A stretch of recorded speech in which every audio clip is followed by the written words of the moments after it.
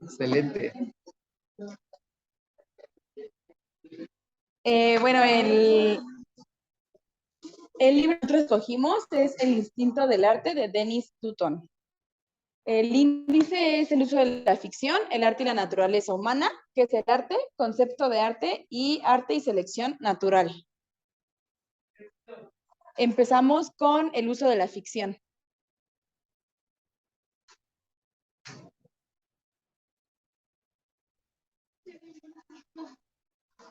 Bueno. La vida y el mundo no tendrían ningún sentido para nosotros si toda la experiencia fuera ficticia. La habilidad para imaginar escenas, circunstancias que no se encuentran presentes en la conciencia directa debe de haber tenido un poder adaptativo en la prehistoria humana, tal como ocurre en el mundo actual. Podemos pensar en dónde estuvimos el mes pasado o lo que tenemos previsto hacer mañana o el año que viene. Nos imaginamos cómo sería ir a cenar a un restaurante determinado, etc. La imaginación permite sopesar las pruebas indirectas y crear cadenas deductivas sobre lo que pudo haber sido o lo que podría ser.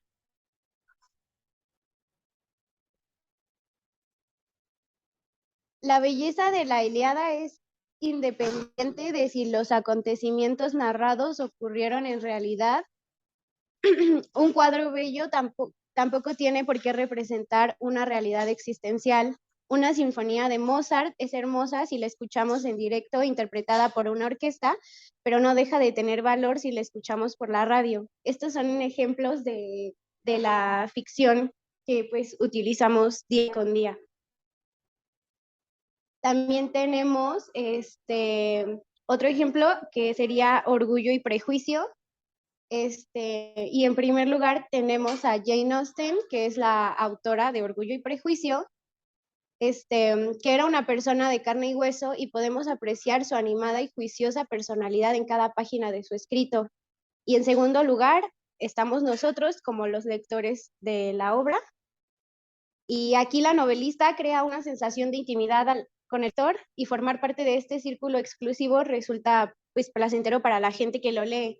Y esto mismo pasa con muchísimos otros autores que en el libro citan a Charles Dickens, León Tolstoy y entre muchos otros. Y pues ese es el objetivo de un autor, un escritor que diga, hacerte imaginar pues lo que él está escribiendo. Y en conclusión tenemos que la ficción va más allá del placer, pues se ocupa de regular nuestra organización psicológica y nos ayuda a cultivar nuestra capacidad social adaptativa para entrar mentalmente en la experiencia de los demás.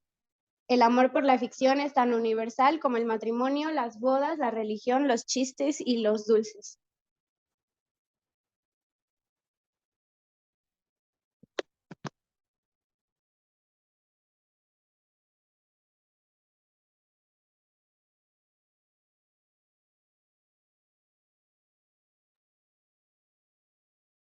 Bueno, como siguiente título es El arte y la naturaleza humana.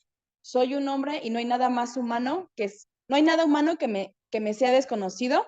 Terencio, dramaturgo romano. En este se puede interpretar que es como una fórmula para todo aquel humano que busque ampliar su vocabulario y no caer en la cacofonía. La universalidad de las conductas artísticas, su apariencia espontánea en todas partes del planeta a lo largo de la historia conocida, así como el hecho de que en la mayoría de los casos pueden ser fácilmente identificadas como formas artísticas en todas las culturas, indica que esas conductas se derivan de una misma fuente natural e innata, una psicología humana universal. La idea de que el arte esté vinculado a la naturaleza humana no es nueva. Algunos de los momentos más destacados de la historia de la estética para entender el modo en el que este debate ha evolucionado desde la antigua Grecia hasta la actualidad. Y bueno, aquí el primer filósofo que se encuentra en este apartado es Platón. Y para Platón el arte siempre es una simple imitación de una imitación, puesto que representa en la pintura, la escultura, la dramaturgia, la poesía o la prosa el mundo físico, que en sí mismo una imitación de las formas eternas. El arte es, por lo tanto, sistemáticamente engañoso. Presenta una perspectiva atractiva y entretenida de la realidad que deja a la mayoría de las personas como mínimo confundidas sobre la naturaleza de la realidad y en el peor de los casos les degrada a nivel moral. Para Platón el arte tiende a incitar una serie de emociones humanas nocivas.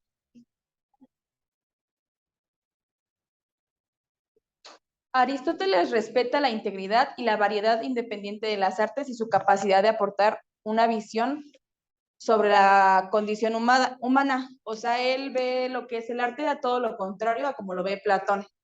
Para Aristóteles, toda forma de arte es un mimesis, una imitación de algún tipo.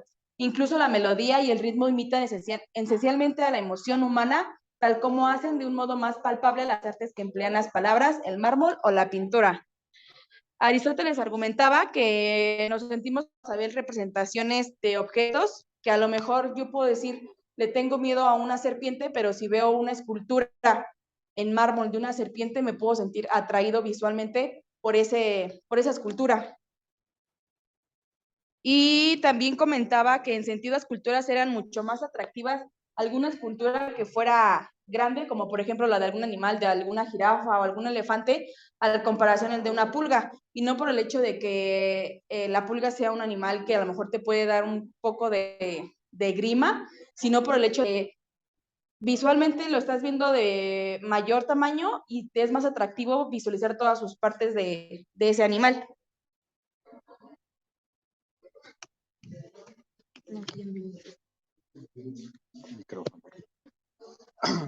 En su ensayo de 1757, titulado La norma del gusto, Hume asegura que los principios generales del gusto son uniformes en la naturaleza humana. En base a desacuerdos y juicios erróneos con respecto a los juicios estéticos, Hume añade dos consideraciones: los distintos humores de hombres concretos y las formas particulares y las opiniones de nuestra época y país.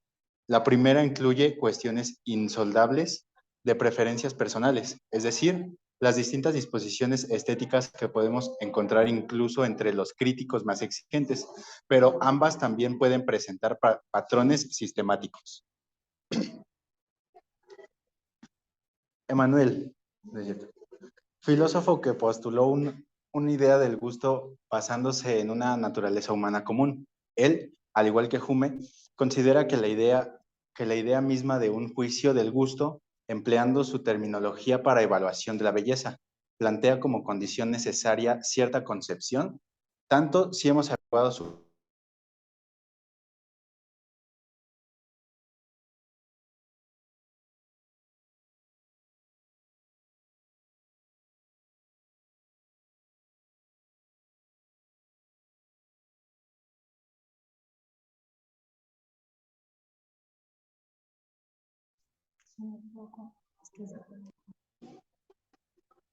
Eri.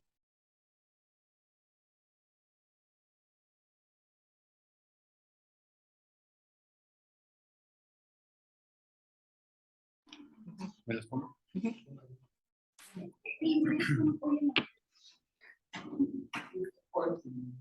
Es que la instalé el viernes para la clase.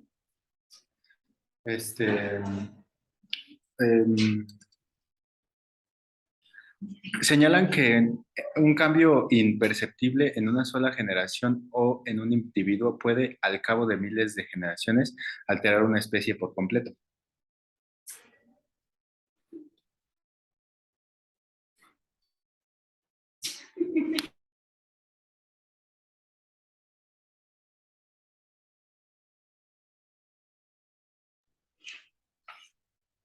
Y bueno, ahora sigue el título de ¿qué es el arte? Y el arte es una palabra cuya historia y caprichos pueden convertirse en materias útiles de estudio.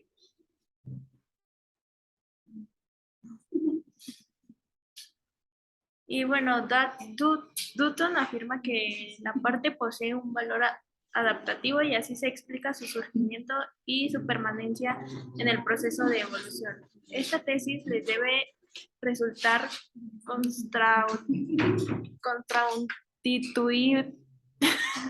contraintuitiva a todos aquellos que reivindican el carácter no utilizarlo del arte como uno de los rasgos esenciales.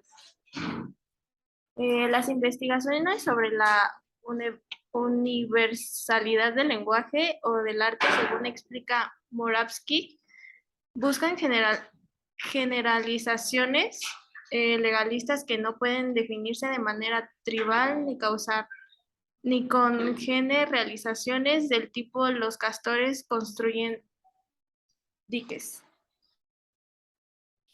Más allá de los prejuicios culturales y las miren, palabras muy raras. Más allá de los prejuicios culturales y las idiosincrasias personales del hecho de filosofar,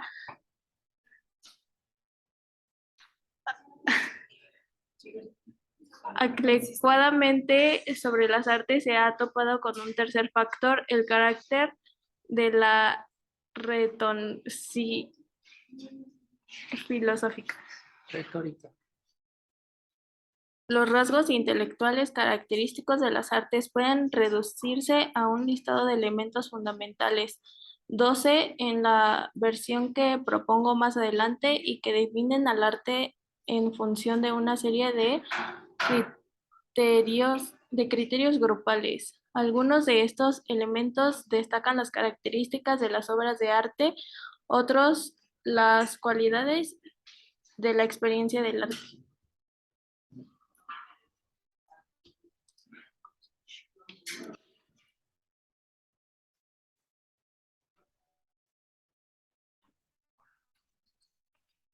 Muchos de estos aspectos del arte forman una línea continua con experiencias y aptitudes no artísticas y se incluye un recordatorio de ello entre paréntesis al final de cada entrada.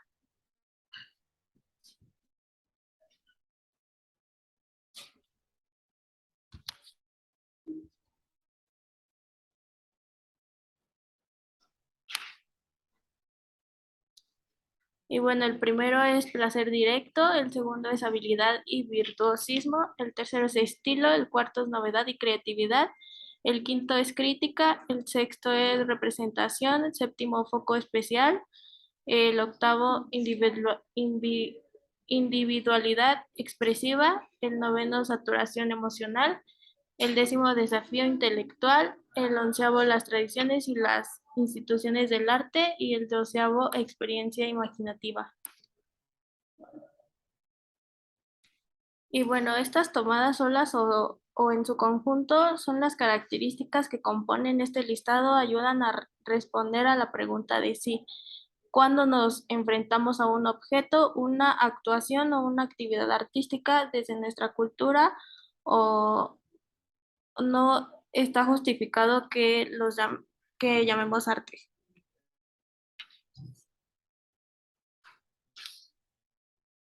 Y bueno, cabe decir que equivale o preocuparse por una definición de la palabra libro que nos empuje a censurar la literatura o por una definición de lengua que limite lo que tenemos que decir. Las artes siguen siendo lo que son y así será.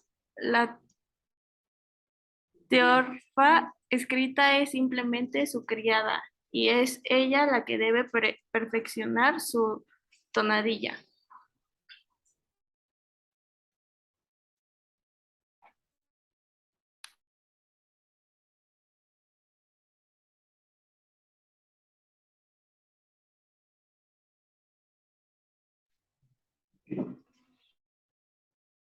Bueno, continuamos con el concepto del arte. Bueno, en el libro Tutton afirma que el arte posee un valor adaptativo y así se explica su surgimiento y su permanencia en el proceso de evolución. Esta tesis le debe resultar contraintuitiva a todos aquellos que reivindican el carácter no utilitario del arte como uno de sus rasgos esenciales.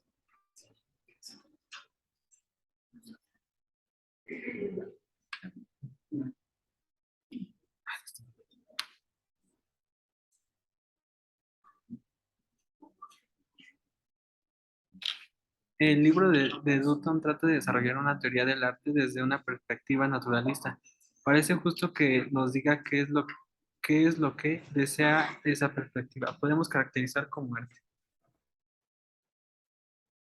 Bueno, Dutton ofrece una lista de características que solas en un conjunto trata de responder las preguntas de si está justificado que llamamos arte a una actuación de cierta actividad. Bueno, aquí son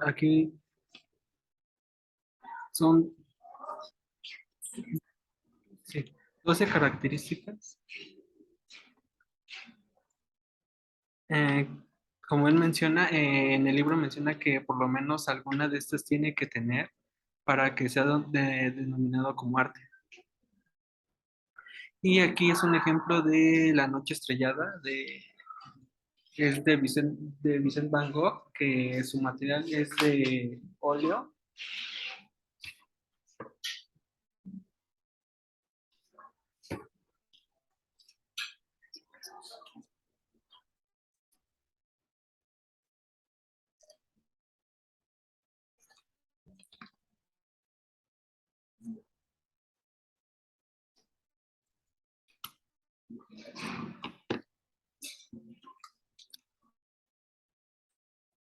El quinto capítulo llamado Arte y Selección Natural, cito, la única manera de entender la universalidad del arte es comprenderlo de una forma naturalista en función de las adaptaciones evolucionadas que subyacen a las artes y las ayudan a construirse como tales. En esta parte del libro, que es el quinto capítulo, Dutton, sí.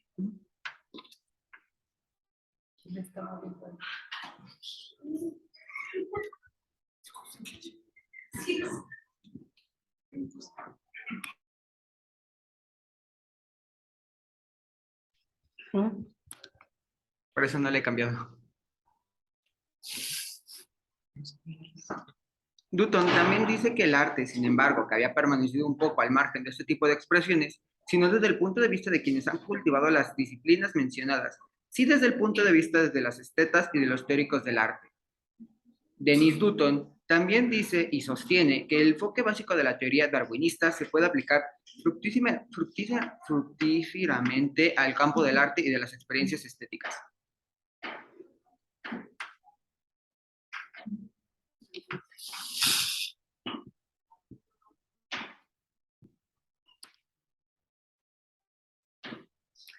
Dutton también retoma la tesis de Darwin y trata de desarrollarla a partir del marco conceptual de la psicología evolucionista, que han impulsado teóricos como Leda, Cosmill, John Tobin, Steven Pinker, entre muchos otros. Dutton también retoma la tesis de Darwin y trata de... La psicología evolucionista nos propone descubrir a nuestra naturaleza humana, un concepto muy criticado y negado por la cantidad de filósofos en el pasado, a través de los análisis y los problemas adaptativos de nuestros antepasados. Trata de explicar cómo evolucionaron los mecanismos psicológicos que les ayudaron a resolver esos problemas.